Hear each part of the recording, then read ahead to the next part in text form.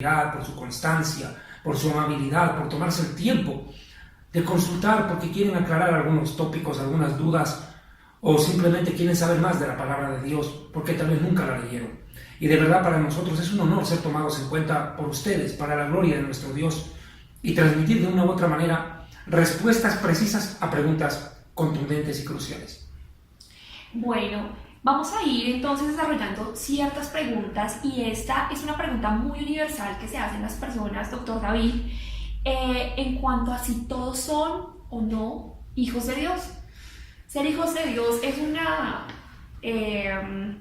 un calificativo universal que se le debe dar a todos los seres humanos. Estás decidida a fulminarme ahora, ¿no? Bueno, de verdad que voy a necesitar tomar bastante mate porque creo que aquí tienen un montón de preguntas que me van a poner en serios aprietos y pido a Dios la sabiduría para responder, no bajo la luz del conocimiento humano ni de la teología de los hombres, sino de la bendita y santa palabra de Dios que permanece para siempre, que sus principios son eternos. Bueno, ser hijo de Dios. ¿Qué es ser hijo de Dios? ¿Cómo te puedo responder? Ya, partamos del hebreo. La palabra en hebreo es Benei Elohim. Son dos palabras hebreas, Benei Elohim. Ben es singular, hijo, Benei, hijos. Elohim es una palabra plural que se traduciría como dioses. Toda la terminación en hebreo im significa pluralidad. Susim, caballos. Bajurim, muchachos. En este caso, Elohim, dioses. Es una palabra plural, partamos de ahí. Y Benei, plural, hijos. Esta palabra Benei Elohim aparece ya por primera vez en el libro del Génesis, Yale. Cuando ocurre un fenómeno, un hecho impresionante en la historia humana, que hasta las mitologías griegas y paganas, otras también, lo han tomado como la aparición de Atlantes y seres de otros mundos.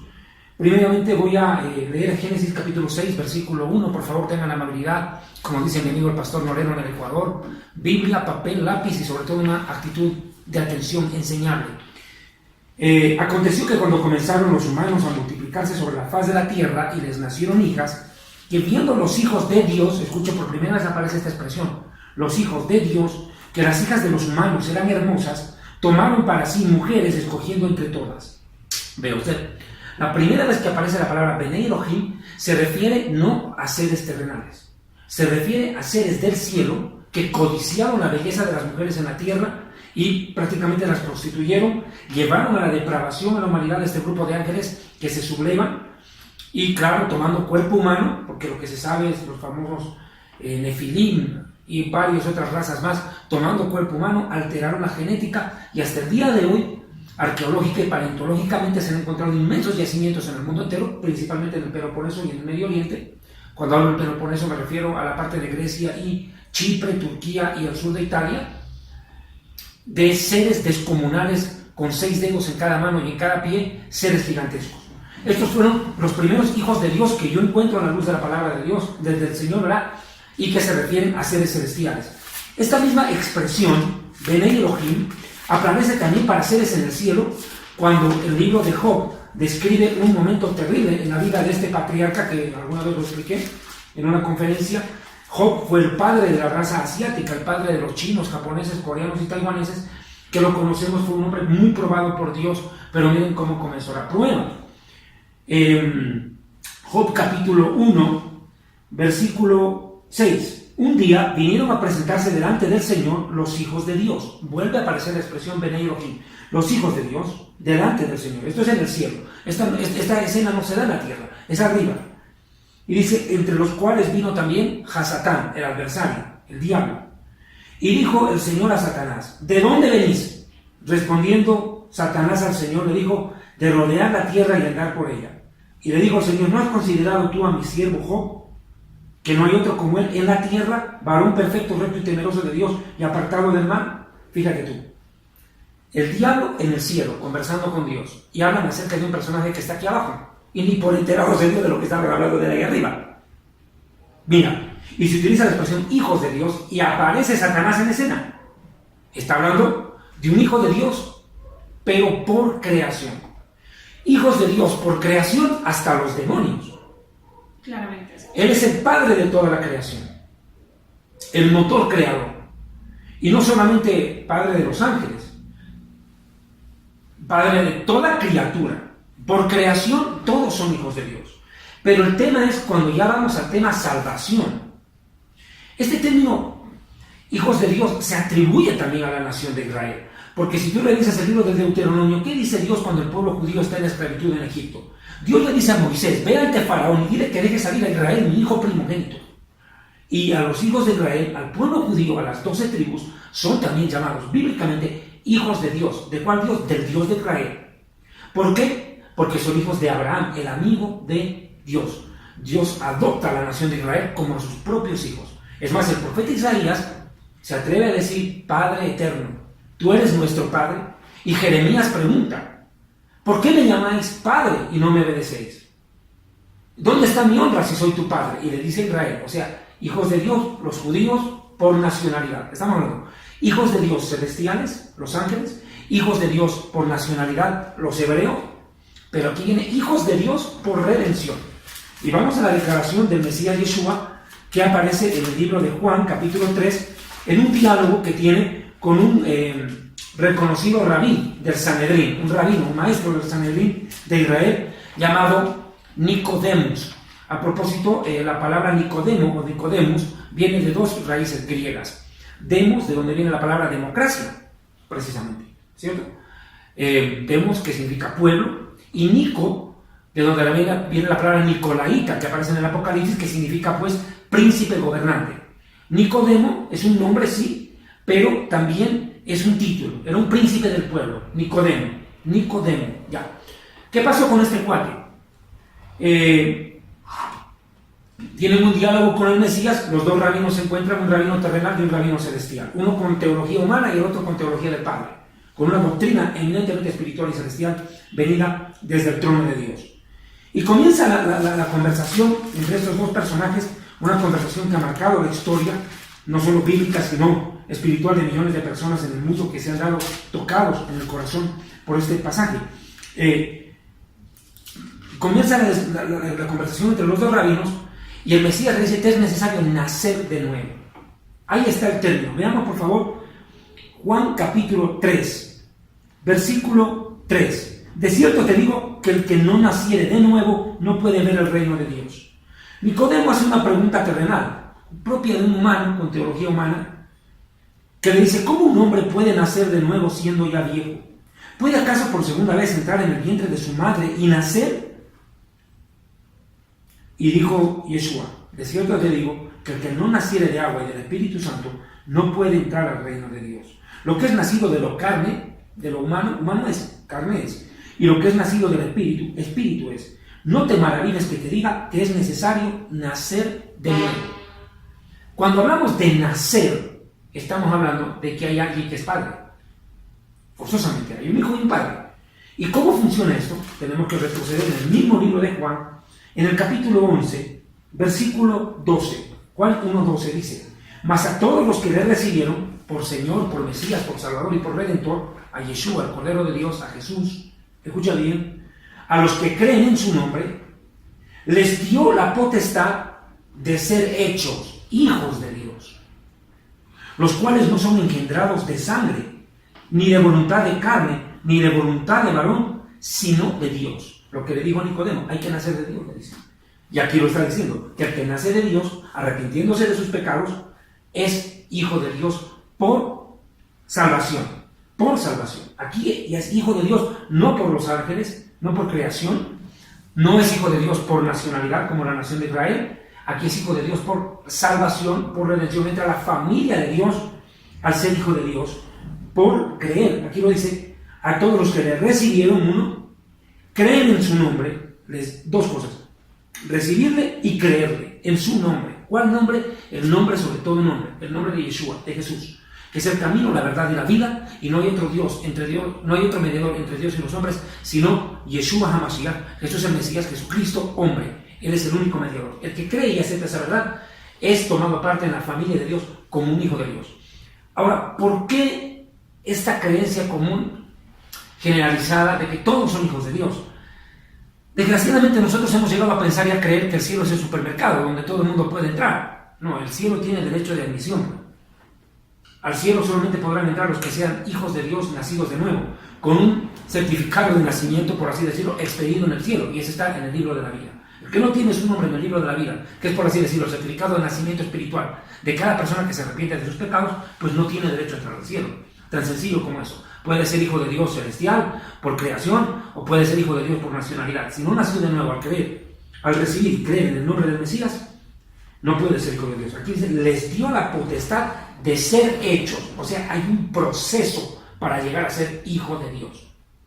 Es recibir, creer y obedecer al Mesías, al Hijo de Dios. ¿Respondido, señorita? Claro que sí, es una gran respuesta a una pregunta que estoy segura que se la hacen muchísimas personas alrededor del mundo. Lo siguiente que vamos a empezar a abordar es un tema ético, moral y que tiene muchísima polémica en el mundo cristiano, y es ¿el divorcio es bíblico? Qué preguntita, ¿no? ¿Cómo están ustedes, amigos televidentes? Yo creo que más de uno dice, ¿cómo no mandé mi pregunta?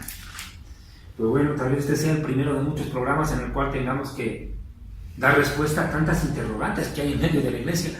Y aquí viene una salvedad con el debido respeto. Yo creo que los pastores tienen que trabajar mucho, y con el debido respeto, lo digo una vez más, con amor, yo sé el trabajo arduo de muchos trabajos para pastores, siervos de Dios, que realmente son esmerados en amor a Dios, a la palabra, a la gente, pero está faltando enseñanza en medio del pueblo del Señor. Y es triste porque el pueblo de Dios perece por falta de conocimiento, y nosotros los ministros somos los llamados a educar, a formar, a transmitirles conocimientos ante preguntas a veces tan sencillas, pero tan tangenciales en la vida de los hermanos.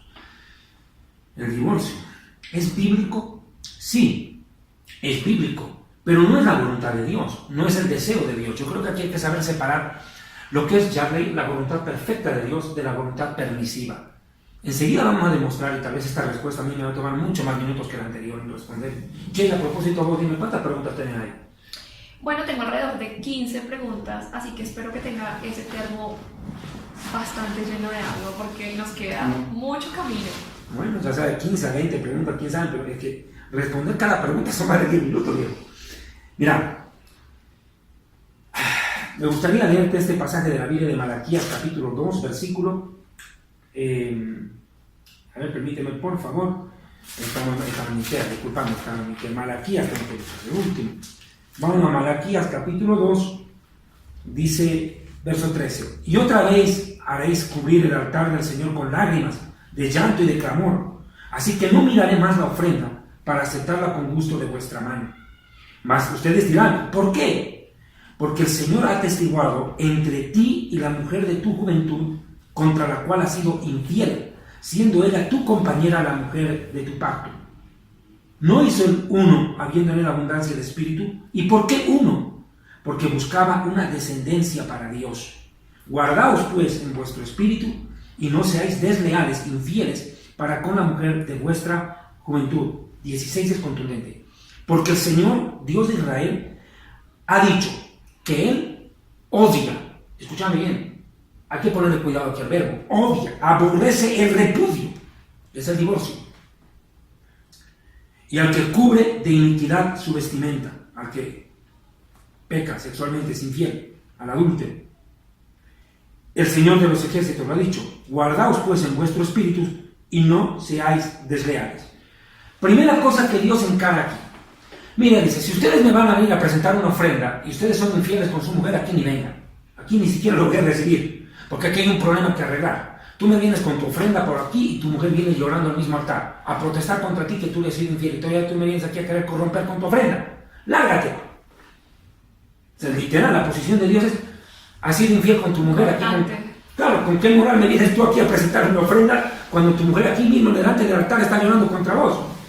Fíjate, entonces el Señor atestigua, Él es testigo de la infidelidad. Ahí nadie lo puede engañar. Y este tema es tan grave que por eso dice el apóstol Pablo, dice textualmente, ¿verdad?, que traten a la mujer como a vaso frágil. Pero no sé si me podés permitir un cachito de tu vaso. Ven, perdón, por favor, tranquila, que no me para de sufrir, no me lo va a tomar. Si yo aprieto con dureza este vaso, ¿cuál es el resultado? Va a reventar el vaso y me va a cortar la mano, si lo aprieto con dureza. Pero si lo agarro suave, se va a soltar y se va a caer y se va a destrozar. Uno entiende que no puede apretar ni tampoco agarrar suave. Tiene que tratar contacto. con sabiduría. Por eso el apóstol dice textualmente que traten a su esposa como vaso frágil, para que sus oraciones no tengan estorbo. Y aquí mismo lo está diciendo. Dios no acepta la ofrenda, no acepta la oración, no acepta la petición del que está maltratando a su mujer. Ahí no me voy a adelantar. Maltratando, porque aquí habla de deslealtad, de sufrimiento, porque la mujer viene todo un valle de lágrimas, de llanto y de clamor delante de Dios contra el marido. ¿Cierto? Ok. Dice, ha sido desleal contra ella. Y Dios dice textualmente el verso 16, aborrece el divorcio. Por ende, concluimos, el divorcio no es la voluntad perfecta de Dios. No es la voluntad perfecta. Es voluntad permisiva de Dios. Ahora, ¿quién inventa el divorcio? ¿Dios? No. Dios no es el inventor del divorcio. Es Moisés. Partamos de ahí. Veamos por favor por un cachito de Deuteronomio, me parece, no, Mateo 19 creo que es. A ver, vamos a cerciorarnos que este tema del divorcio es tan complicado. Mateo 19 ¿qué? Sí, estoy buscando este momento, por favor. Sí, versículo 3.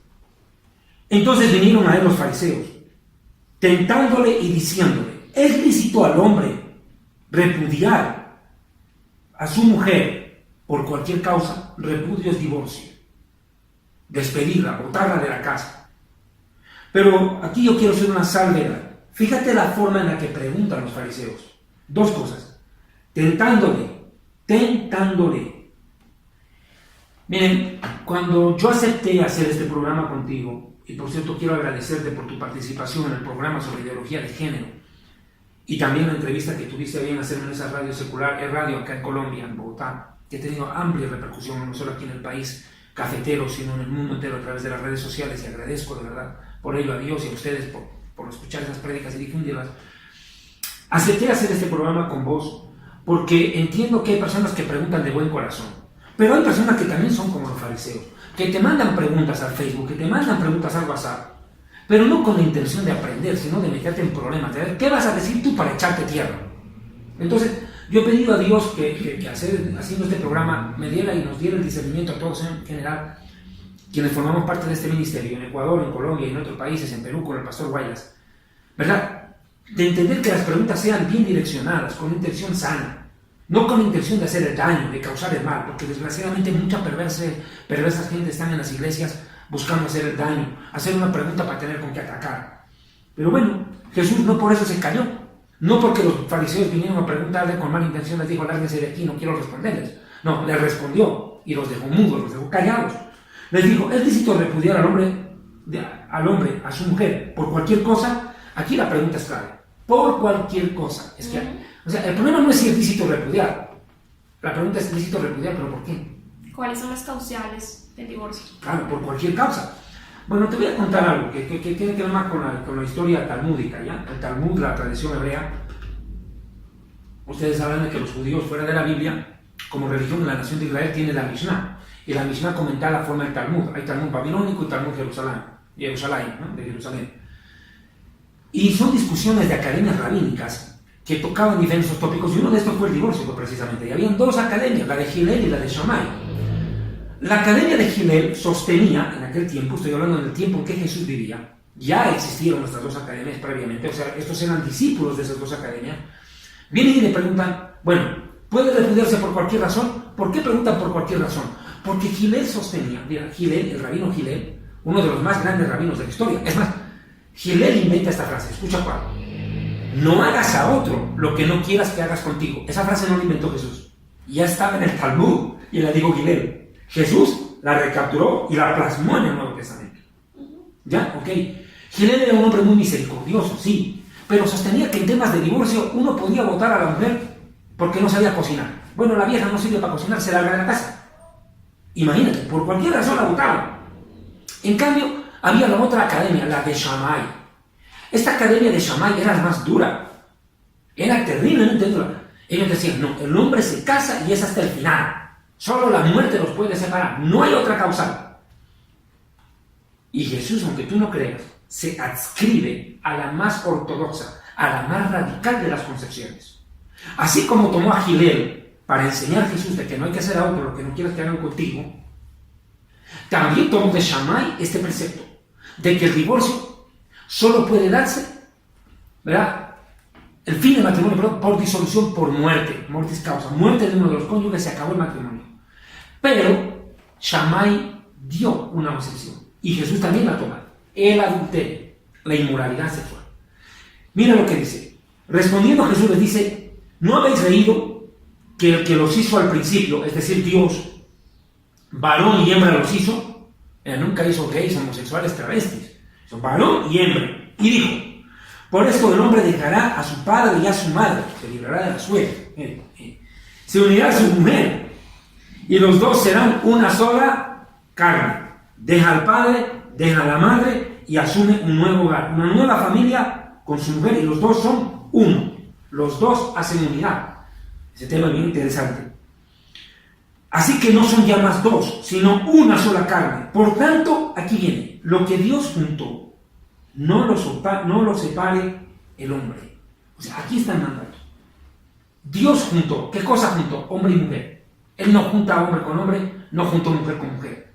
No juntó a Adán con Mona y no juntó a Eva con gato. No. O sea, humano con humano, varón y mujer juntó. Y lo que Dios junta no lo debe separar el hombre. Vuelve una vez más Jesús al principio de los tiempos. La voluntad perfecta de Dios no es el divorcio. Aquí lo está diciendo. Que lo que Dios junta no lo separa el hombre. Pero, entonces, otra vez a la carga a los fariseos. Y le dicen: entonces, ¿por qué pues entonces Moisés ordena dar carta de divorcio y repudiarla? Vuelven a insistir. Dicen: pues, ok, si Dios no quiere el divorcio, entonces ¿cómo así sale con eso Moisés? Es que aquí viene el punto. Moisés da una solución humana al problema conyugal. No da una solución divina, da una solución humana.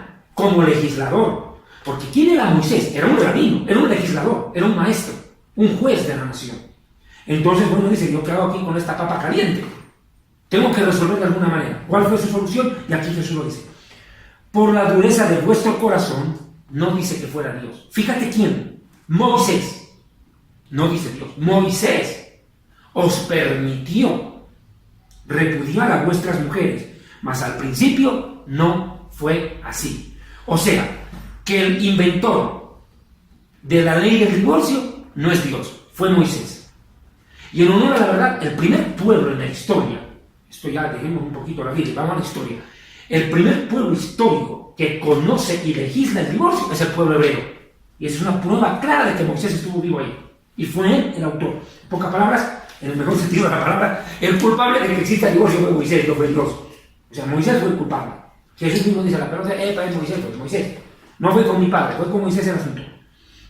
Yo digo, pues, que cualquiera que repudia a su mujer, le dice: puede votar por cualquier cosa, la puede votar por cualquier cosa a la mujer, la puede sacar de la casa a la mujer por cualquier cosa, y aquí dice Jesús: no por cualquier cosa. Aquí viene la razón. Cualquiera que repudia a su mujer, salvo por causa de inmoralidad sexual, de fornicación, acto sexual, y se casa con otra, adultera. Y el que se casa con la repudiada, adultera.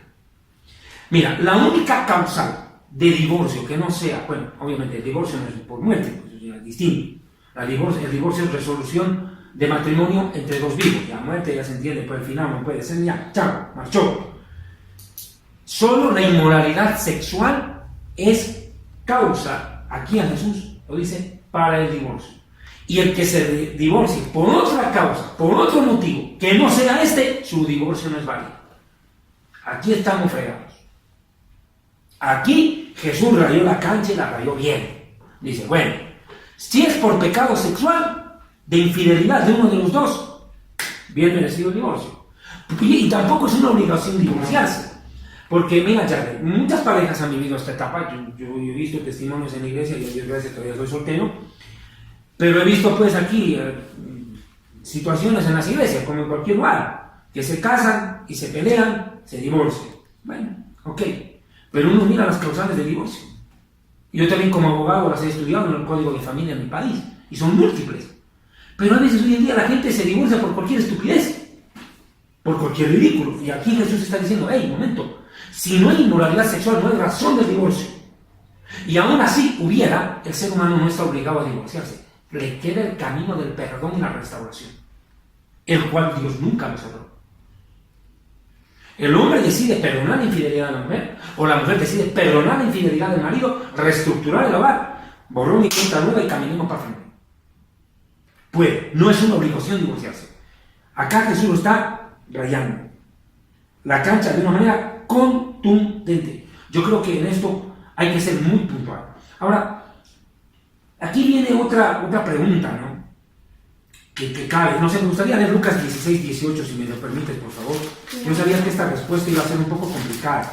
Lucas 16, versículo 18. Que se lee bien. Uy, Dios mío santo. Tú y yo estamos locos, Lucas. 16, 18. Todo aquel que repudia a su mujer y se casa con otra, adultera. ¿Cierto? Y fíjate, adultera. Y el que se casa con la repudiada del marido, adultera. Aquí quiero entrar a esto. Es más complicado de lo que se cree todavía. ¿Por qué? Mira, si tú notas, mejor dicho, perdón la redundancia, siempre es el hombre repudiando a la mujer. Bien, hablemos de Jesús en el tiempo de Jesús. Jesús es un rabino judío, viviendo en el primer siglo de la era cristiana, ¿cierto? Está hablando judío con judíos, en una sociedad que evidentemente, llamémoslo, el hombre tiene la preeminencia, ¿cierto? Muy bien. Ok. Difícilmente, mejor dicho, nunca en aquel tiempo una mujer iba a pedirle divorcio al marido, o iba a bocharle la casa al marido. O sea, imposible. Imposible. O sea, Jesús está hablando en ese contexto, en que siempre la mujer la bota. Pero ¿qué pasa hoy? Si Jesús viviera en este tiempo, cuando el derecho romano ha progresado tanto y ha dado lugar al derecho familiar y al derecho civil en todas las legislaciones occidentales, bueno, tenemos a los árabes, a los chinos, hablemos de la civilización occidental, que es donde nos movemos. Hoy en día, la mujer es la que puede plantear el divorcio al hombre. Bastante común. Claro, pero en el tiempo de Jesús eso no iba a pasar. Era insólito. Entonces podemos volcar el papel. ¿Qué pasa si la mujer le da carta de repudio al marido? Por sinvergüenza, por mujeriego, por irresponsable, borrachín. Agarra y se chupa la plata del salario todo el mes y llega sin un centavo a la casa y borracho, golpea a la mujer. Sí. Maltrata a la mujer, maltrata a los hijos, es un irresponsable, un mantenido, un vagabundo, lo peor. Y la pobre mujer tiene que tratar de salir adelante con 3 o 4 hijos mientras el marido es un auténtico cero a la izquierda. ¿Cierto? Esa mujer, hoy en día, en el derecho actual, tiene el derecho, perdón la redundancia, de solicitar a la autoridad judicial la disolución del vínculo matrimonial. Una disolución legal, plantear el divorcio. Entonces vemos aquí, ya en el siglo XXI, a la mujer repudiando al varón, lo que en el tiempo de Jesús era insólito. Ahora, Jesús da una explicación que es contundente y aquí cabe el problema. Yo creo que aquí, si tú tienes preparado un bombazo para mí, ya me la estoy oliendo. Ya bueno, ¿por dónde va a venir el bombazo siguiente en la siguiente pregunta? Es qué pasa si la persona que se divorcia puede volverse a formar un nuevo hogar, porque aquí viene un problema. Jesús dice textualmente que el que se casa con la repudiada comete adulterio.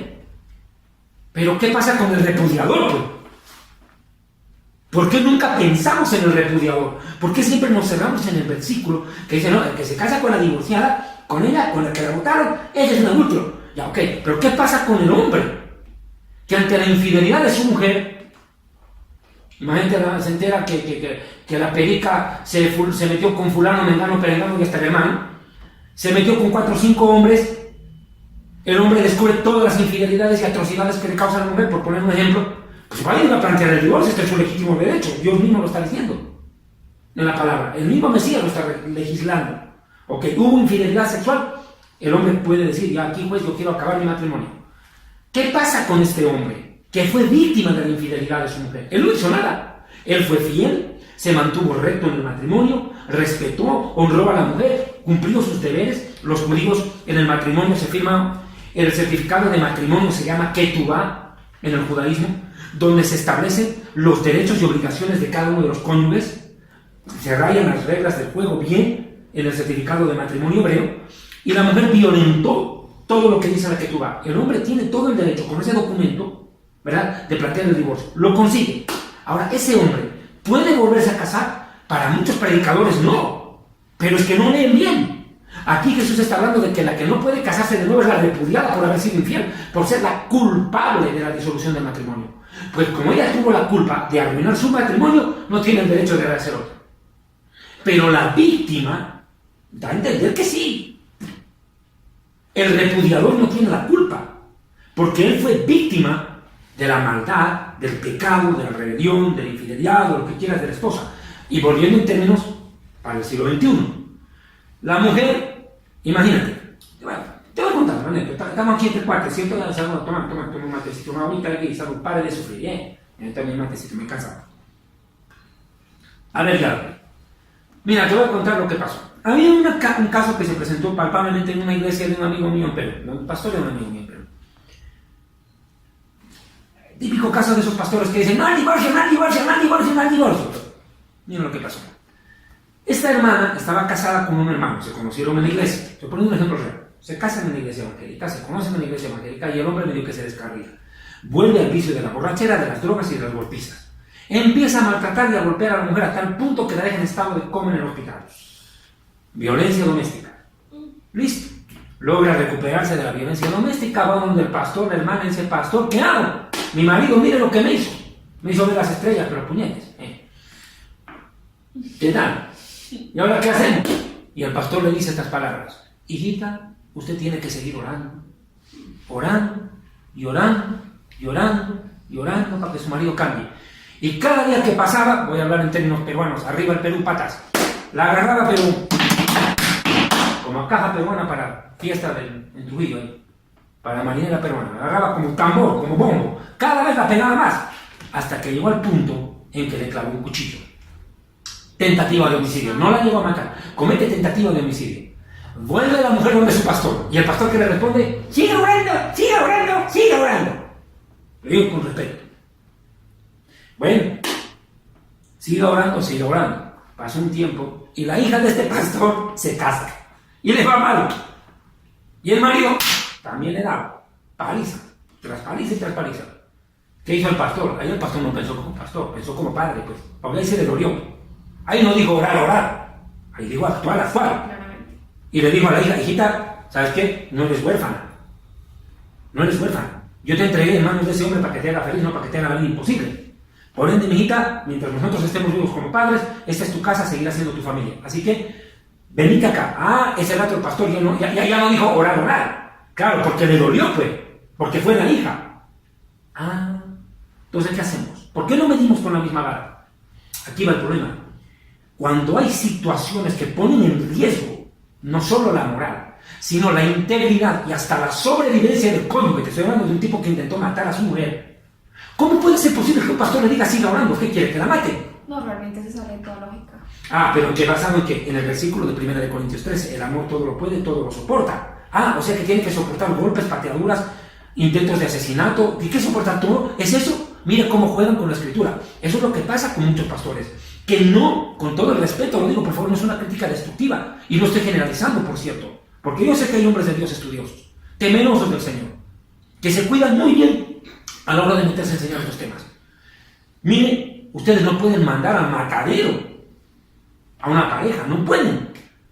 La disolución del vínculo conyugal es indispensable. Usted dirá, pero ¿dónde está eso en la Biblia? Se lo voy a demostrar. 1 de Corintios 7:15. 1 de Corintios 7:15. Pablo textualmente da a entender, ahorita lo vamos a leer, no es que da a entender, lo dice de frente, que el maltrato es causante de divorcio. Fíjate, 1 de Corintios 7, versículo 15. Si el marido incrédulo, mira, el hombre se rebela contra Dios, ¿cierto? Un hombre que no se respeta a Dios, que no cumple su deber de hombre, de sacerdote del hogar, se separa de la mujer, pues lárguese, sepárese. Ahora fíjate de quién habla. Pues no está el hermano o la hermana sujeto a servidumbre en semejante caso, sino que a paz nos llamó Dios. Quiero explicar este versículo. No está sujeto a servidumbre el hermano. Miren, yo estoy consciente que Casiodoro Reina y Cipriano Valera trataron en lo posible de hacer la mejor traducción posible de la Biblia. Y aprovecho de matar dos pájaros de un tiro. Nosotros, Jarley, como tú sabes, hace años atrás teníamos un programa en el Ecuador que tuvo gran repercusión. ¿Te acuerdas? Lo vi. Misterios y enigmas, o origen de la Biblia, con el doctor Yatensi Bonilla y con el pastor Arturo Norero en Quito. Y en esos programas abordamos profundamente lo que tiene que ver con el estudio de las traducciones bíblicas.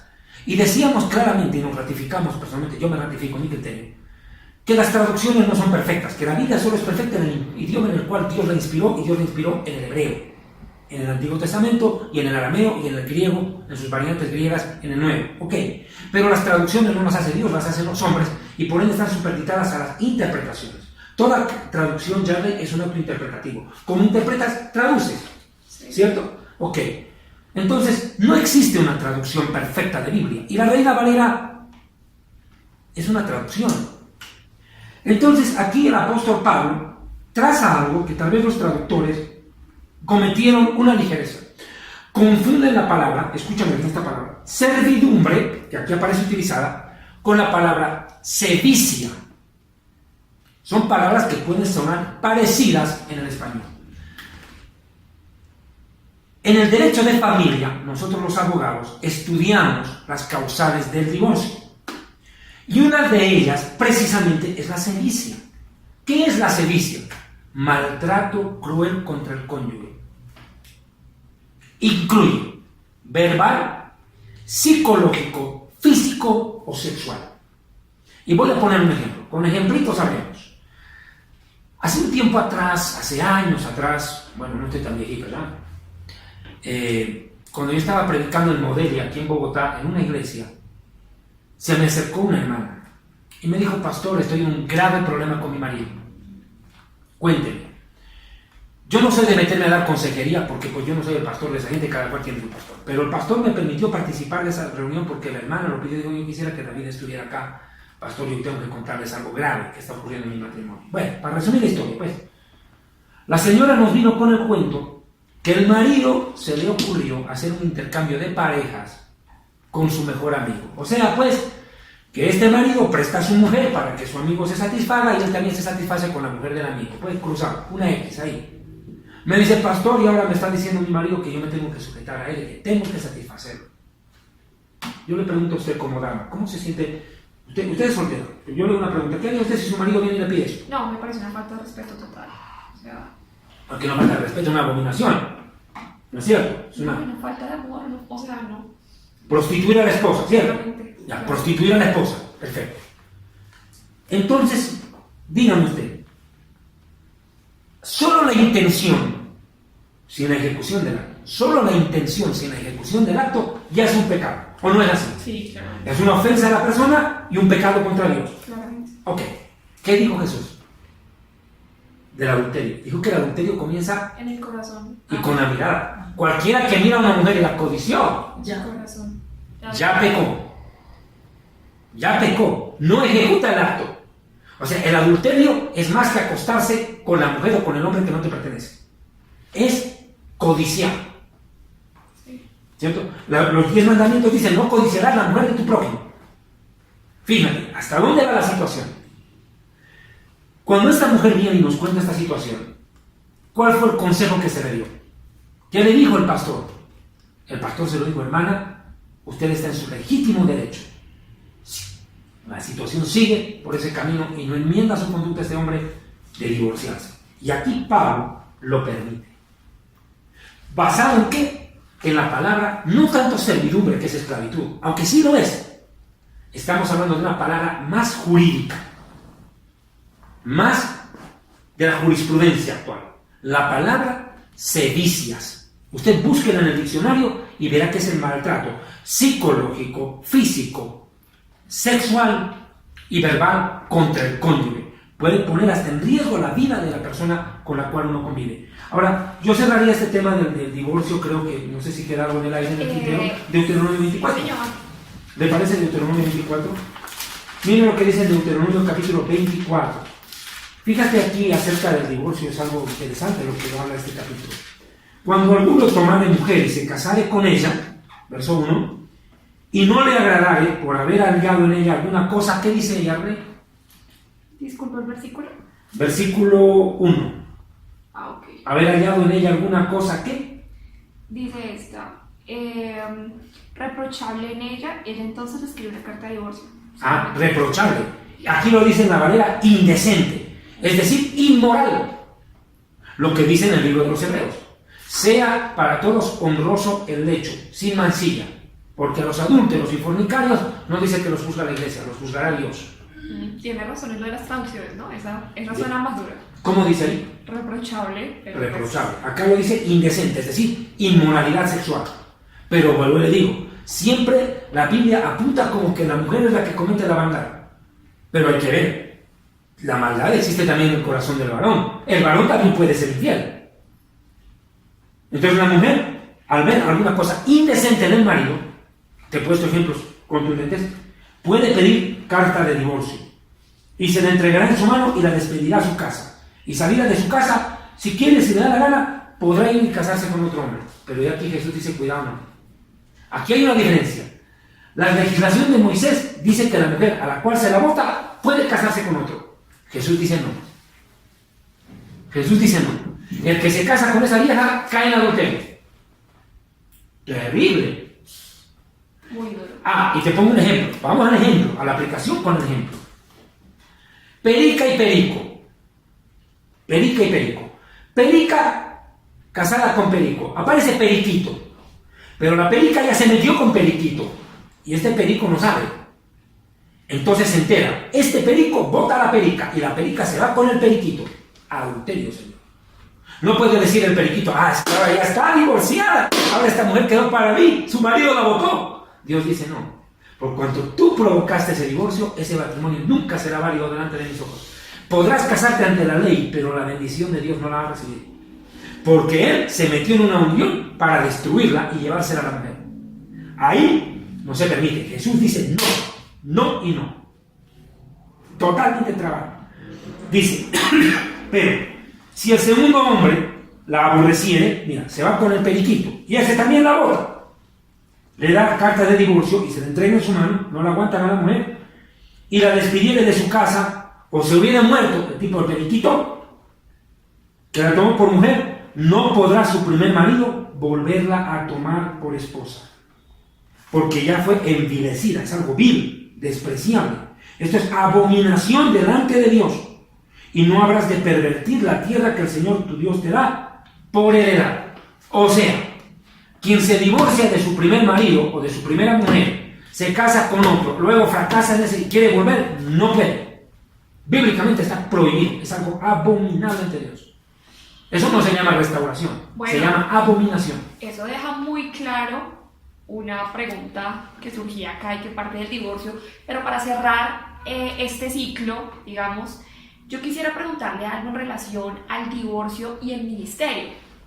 Un hombre que se divorcia, siendo que Timoteo señala que uno de los requisitos para que usted sea un ministro es que sea marido de una sola mujer. Si un hombre se divorcia, ¿puede seguir ejerciendo el ministerio?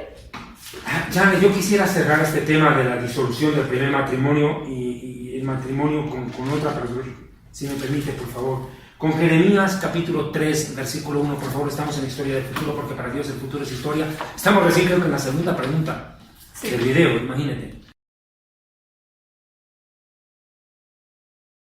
Bueno, Jeremías, ¿qué? ¿Me recuerda por favor el pasaje? Jeremías capítulo 3, versículo 1. Dice la palabra de Dios lo siguiente: si alguno dejare a su mujer, y yéndose ella se juntare a otro hombre, ¿volverá con ella otra vez a reconciliarse? ¿No será la tal tierra del todo vituperada, mancillada? Tú pues has fornicado con muchos amigos, mas vuélvete a mí, dice el Señor. Dice Dios, mira, tú no harías eso de perdonar a tu mujer que se vaya con otro y después quiera volver como si nada contigo. Pero mira, como yo soy Dios, a ti te voy a perdonar. Has pecado, pues te voy a dejar volver, te voy a recibir. Pero entre ustedes humanos eso es abominable. O sea, creo que ya cerramos el tópico. ¿Cuál era la pregunta que me hiciste antes del corte? Si un hombre que es pastor y se divorcia, puede seguir predicando.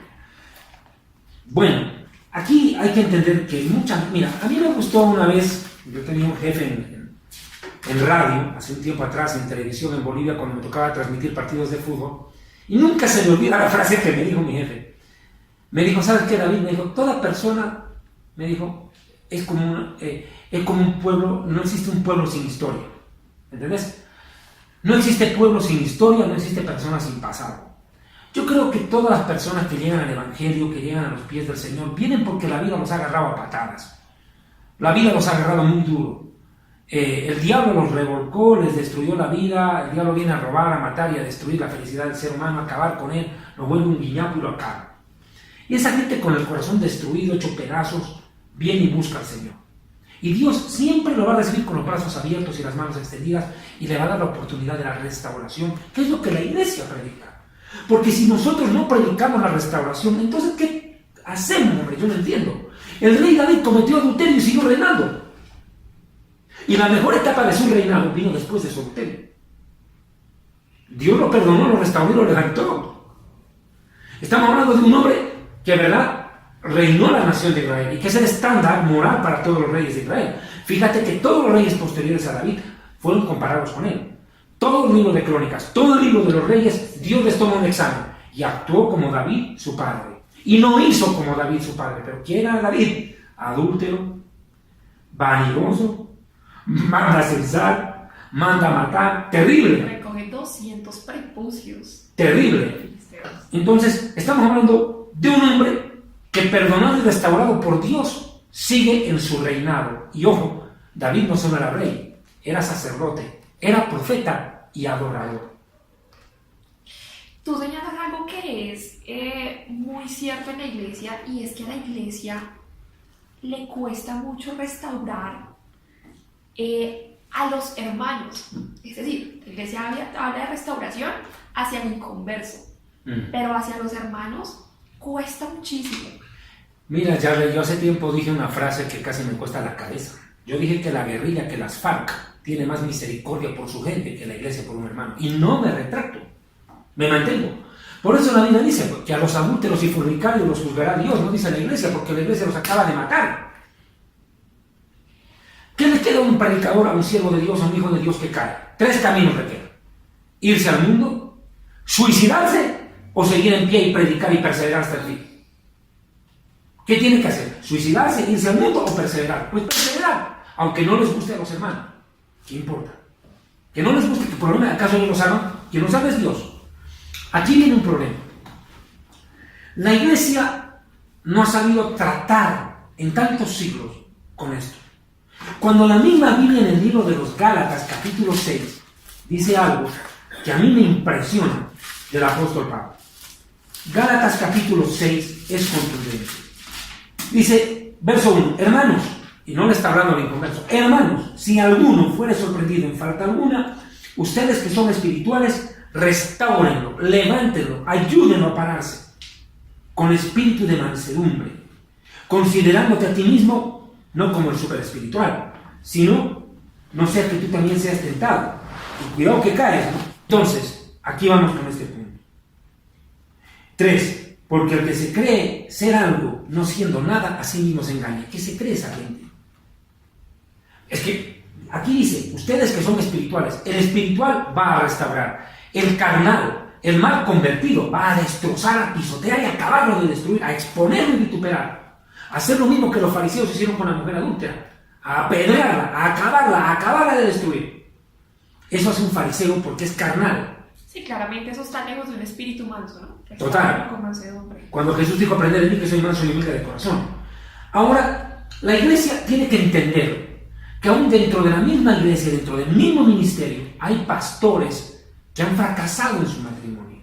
Por distintas razones se han casado con un lobo vestido de oveja o una loba vestida de cordero. Listo, se casaron. Fracasó el matrimonio, se equivocaron, vino la disolución conyugal. Listo, ese hombre se casó bien, la mujer lo engaña, pero el hombre fue siempre fiel a Dios. Dígame, ¿por qué va a dejar el ministerio por infidelidad de la mujer cuando él no la provocó? ¿Acaso la mandó a ser infiel? ¿Acaso le consiguió el amante a ella? Entonces, ¿dónde estamos? ¿Por qué impedirlo? Yo no entiendo, la verdad, no entiendo. Ahora, muchos dicen que no tiene derecho a volverse a casar. También dicen eso, no sé qué pregunta tengas ahí. Bueno, es algo muy complejo porque, digamos, si el hombre no tiene don de continencia, ahí sí que puede echar por la borda el ministerio. ¿Usted qué dice? Claro, es un tema que, ¿verdad? Por lo mismo, tiene que volver a... Yo digo, un hombre que se divorcia a sus 30, 25 años, ¿cómo va a permanecer fácilmente en ese estado de castidad hasta sus 70, 80 años? Es muy difícil. La misma Biblia dice que ese es un don de Dios y que no a todos les es dado. No, y si se casó, pues claramente no le era dado. Entonces, veamos 1 Timoteo 3, versículo 2, que es un versículo que muchas veces no ha sido interpretado correctamente, pienso yo, o no ha sido analizado a fondo. 1 Timoteo 3, versículo 1 dice: palabra fiel, o sea, contundente, clara. Si alguno desea ministerio, obispado, buena obra desea. ¿Quiere servir a Dios? Bien hace. Pero es necesario que el obispo sea irreprensible, marido de una sola mujer, sobrio, prudente, decoroso, hospedador, apto para el Señor, un montón de cosas. Aquí dice, marido de una sola mujer. Voy a explicar primero cómo han entendido muchos. Dicen, no. Este man se divorció de la señora, se peleó con ella, ya no tiene el derecho, no puede volverse a casar, ¿no? Así la mujer le haya sido infiel. No puede. Menos ser ministro de Dios. ¿Es eso lo que la Biblia está diciendo? No. Aquí lo que Pablo está reglamentando es la monogamia. No dice de única mujer. Está hablando de una mujer, no de única. Que quede claro. Entendamos que en el tiempo del apóstol Pablo, la sociedad de su tiempo eminentemente era polígama. Al hombre le ha permitido tener 3, 4 mujeres. Imagínense cuántas mujeres tuvo David, cuántas mujeres tuvo Salomón, cuántas mujeres tuvieron ellos. No tenían 1, 2 o 3. Los mismos patriarcas. Jacob tuvo 2, Raquel y Lea. El mismo Abraham. Sara, Sétura y ¿cómo se llama? ¿Viste? La Agar egipcia. Entonces, estamos hablando que la poligamia, el tener varias esposas al mismo tiempo, hacía del cacique de la tribu un hombre más fuerte, más poderoso. Más mujeres tenía, más poderoso era su reino. Más hijos tenía también. Más hijos, más descendencia. Entonces surge aquí con Pablo la doctrina de la monogamia restaurada. ¿Por qué digo restaurada? Porque Dios en el huerto del Edén no le hizo 2 Evas a Adán. Sí. Se le hizo una. Sí. ¿Cierto? Una. Sí, Jesús mismo acabó usted. Jesús mismo lo dijo. Varón y hembra. Adán y Eva. No dijo Adán y muchas Evas. ¿Cierto? O sea, no hubo poligamia. 70 vírgenes en el paraíso. Dejémoslo a los musulmanes con eso, ¿cierto? Ellos creen que en el cielo tendrán 70 mujeres eternamente vírgenes para disfrutar. Bueno, es la creencia musulmana. Bueno, perdón. Entonces, aquí hay que poner un... Y te desbarato el argumento de muchos pastores con una sola cosa. ¿Qué pasa si este obispo queda viudo? Se casa y quedó viudo. Se murió la esposa. Puede volver a casarse. Pero de acuerdo a este versículo, como ellos lo interpretan, no. Porque dicen, no, que ya no es una sola mujer. Podrá volverse a casar, pero ya no puede ser ministro. Porque aquí dice que tiene que ser de una sola mujer. Pues viejo, una sola mujer. No está diciendo única mujer. Está diciendo una. Quiere decir una al mismo tiempo. Monogamia, que sea fiel a su mujer, a su esposa. Y de hecho, el judaísmo como religión, siendo más antiguo que el cristianismo, ya veis, siendo más antiguo que el cristianismo, el judaísmo después de Pablo, recién el rabino Moisés de León, legisla dentro del pueblo de Israel la monogamia. O sea, que el cristianismo, con un rabino judío llamado Saulo de Tarso, o Pablo, porque Pablo era un rabino judío, un maestro, legisla la monogamia. Y el judaísmo después de Pablo recién la legisla. ¿Qué te demuestra eso? Que la primera religión monoteísta, creencia en un solo Dios. Judíos, cristianos y musulmanes somos monoteístas. Bueno, de las 3 religiones monoteístas, la primera religión que legisla la monogamia como ley es el Nuevo Testamento, con Pablo. Y aquí, cuando dice una sola mujer, al mismo tiempo se entiende. No única mujer, una sola. Qué interesante. Hasta que la suegra lo separe. Hasta que la muerte. Y eso cuando es algo. Hasta que la muerte lo separe. Esto es importante entender. El matrimonio debiera terminar con el fallecimiento de uno de los cónyuges. Porque en el cielo no serán esposo y esposa. Vivirán como hermanos. Que quede claro. El matrimonio no es por la eternidad. Es hasta que la muerte los separa. Y si en el cielo se encuentran, serán hermanos. Por ende no habrá suegra. La suegra dejará de ser suegra, la tendrán que ver como hermana allá arriba. Pobre suegrita. ¡Qué bueno! ¡Qué buena noticia para todos los yernos del mundo! Sí, claro. Asociación de yernos amargados. Yernos unidos jamás serán vencidos. Dando este viaje por los pasajes bíblicos, me he dado cuenta de dos cosas. Primero, como ya lo mencioné, usted tiene una versión, yo tengo otra. Y... ¿Versión de qué? ¿Versión de o versión de traducción? Traducción. A ver, entonces, aclare. Traducción. Y dije aquí la doctora Yarda iba a refutar la enseñanza. No. ¿Qué me quiere preguntar? A ver, contame. Quiero entonces darle paso a la siguiente pregunta y ya cerrando este tema que fue bastante peliagudo, el tema del divorcio.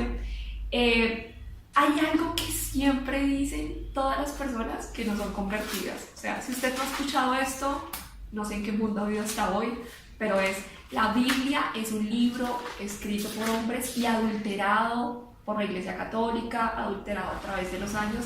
¿Eso es cierto o no es cierto? ¿Verdad, mentira, chisme? ¿Qué es eso? Yo creo que mala intención. Algo de verdad hay, pero con muy mala intención. Mira, a mí me gusta lo que la palabra de Dios dice en 2 de Pedro, capítulo 1. 2 de Pedro, capítulo 1, verso 19. También tenemos la palabra profética más segura, a la cual ustedes hacen bien en estar atentos, como una antorcha que alumbra el lugar oscuro, hasta que el día esclarezca y el lucero de la mañana salga en vuestros corazones. Entendiendo primero esto, que ninguna profecía de la Biblia o de la Escritura es de interpretación privada. Porque nunca la profecía fue traída por voluntad humana. No es que yo digo, quiero profetizar y profetizo. No es porque a mí me da la gana. Lo que está pasando en muchas iglesias apóstatas, que les dicen, ven, Dios te va a hablar. Así, ¿cómo así? Yo te voy a profetizar. Bueno, pues profetizan en fila todos los viernes. Sí, claro. Aquí hay una iglesia acá, de la Piraquí, de aquí en Bogotá, donde como horóscopo todo el mundo hace fila a recibir la profecía del día. Depende de la profecía, no de la Biblia. O sea, increíble. Bueno, sino que los santos hombres de Dios, aquí lo dice, santos hombres de Dios, hablaron siendo inspirados por el Espíritu Santo. Dos cosas. Hombres sí, pero santos. Y no bastó con que sean santos, sino inspirados por Dios. Aquí está la clave del asunto. Una vez una persona a mí me dijo, ¿yo por qué voy a creer en la Biblia si la Biblia la escribieron hombres? O sea que si la escribe un mono, o un loro, un chimpancé, ahí sí vas a creer. Ahí sí te va a parecer sorprendente. Ya me viera yo ahí, en la selva, ahí, escribiendo ahí a un dinosaurio en la Biblia. Por amor a Dios, ¿qué quieren? Claro que tiene que ser humano, pues. ¿O qué querían? Que venga este extraterrestre y se las traiga.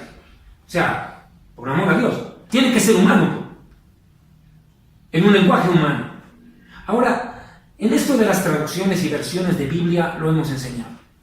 No existe traducción perfecta. Me vuelvo a ratificar. La traducción es meramente un acto interpretativo de lo que uno lee en el original. Yo leo en el original, interpreto de esa manera, me parece que es así, con la mejor intención, y lo traduzco. Pero viene otro que lo interpreta tal vez más profundo que yo, y por ende le da otra traducción. Y hay que entender que la Biblia fue escrita en un lenguaje arcaico, porque el hebreo de hoy no es el hebreo bíblico. El hebreo bíblico es un idioma muy antiguo, muy antiguo, con muchas cosas diferentes a la gramática del hebreo de hoy. Por ejemplo, tú nunca vas a escuchar poner en el libro de Isaías que diga, para mayor información en mis profecías, consultar isaías.com. O sea, ¿qué sabe? ¿Qué es eso? ¿Cómo va a pedir una hamburguesa con ketchup el profeta Isaías? Apenas lo llamaba torta. Listo, torta, no lo llamaba ni siquiera arepa. O sea, date cuenta, o sea, el lenguaje que ellos utilizaban era rudimentario. Fíjate el libro del Apocalipsis, habla de caballos que botan fuego por la boca. Hoy en día se entiende que son tanques, sí, cañones. Entonces, por ende, comprendemos que toda traducción es incompleta e imperfecta, pero no por eso deja de ser palabra de Dios. Porque si hay algo que caracteriza a la Biblia, es que la Biblia nos lee a nosotros y nos transforma. Biblia, inspirada por Dios, transforma el corazón del hombre.